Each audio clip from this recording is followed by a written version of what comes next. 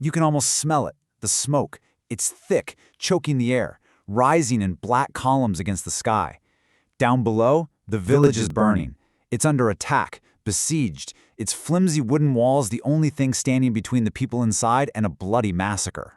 40, maybe 50 mercenaries surround the settlement. It's an impossible number. The defenders are so few, their chance is practically zero. This isn't shaping up to be a battle. It's an execution just waiting to happen. The adventurer, Ortho, steps up. His voice is like grinding stone.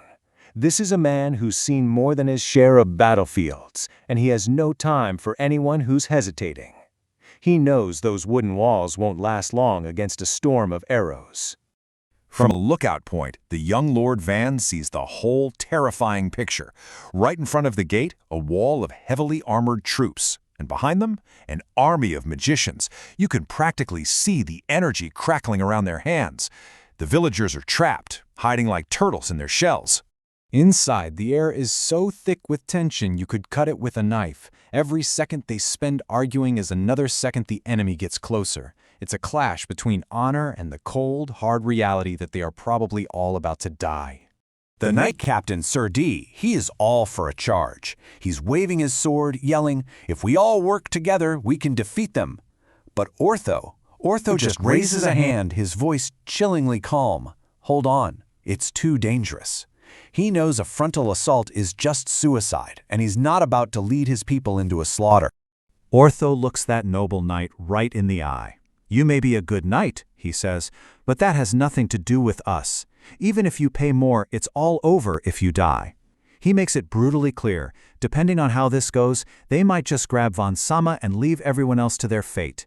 He is not going to die for nothing. As the argument gets hotter, a new voice cuts through the noise.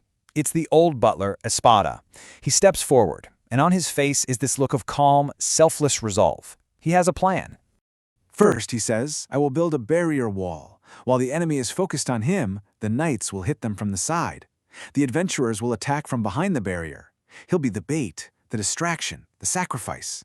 Yeah, it's a suicide mission." Van just stares at him, horrified. "Espada, you'll die, you'll surely die!" But the old man, he just bows, a faint, sad smile on his lips. He's served this family his entire life. This, to him, is his last, most important duty. But before anyone can agree to this fatal plan, another voice rings out, and it just shatters the despair in the room. A voice that sounds far too powerful for its owner's age. It's just a single word, but it explodes with so much authority that every single person in the room is shocked into silence. The young Goy, Van, steps right into the middle of them all. His eyes are burning with a fire that no one has ever seen in him before. He is not going to let a single one of them throw their life away. He looks at each of them, addressing them one by one. To his loyal butler, Espada, "You've done more than enough for my family. You must not die here." To the knight captain, "Sir Dee, you served my father, not me. I'd have to apologize to him if anything happened to you."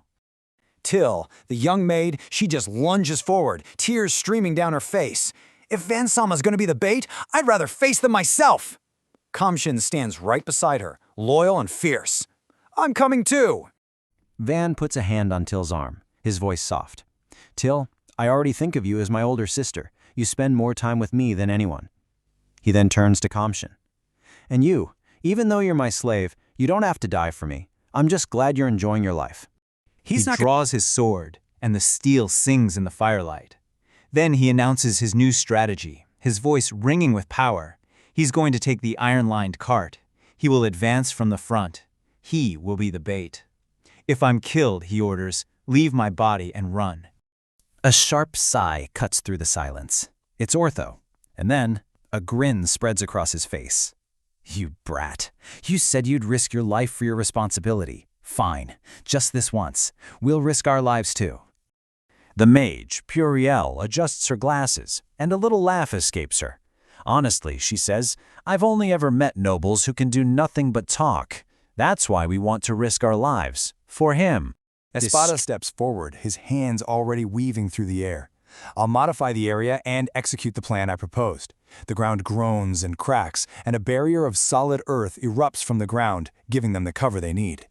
Sir Dee roars to his men. Attack from the left. Ortho waves his blade, bellowing. Ortho and his comrades from the right. And just like that, the charge begins. A wave of pure steel and fury crashing against the enemy. For a split second, in the middle of all the chaos, Teal and Kamshin throw their arms around Van in a tearful hug. Thank goodness, Teal sobs.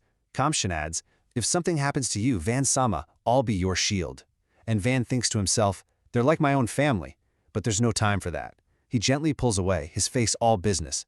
We are in a battle right now. You two, get the medicines and medical kits out of the cart. As the barrier holds firm and the two-pronged attack slams into the enemy flanks, a single unified roar echoes across the whole battlefield. Roger! The battle for their survival has truly begun.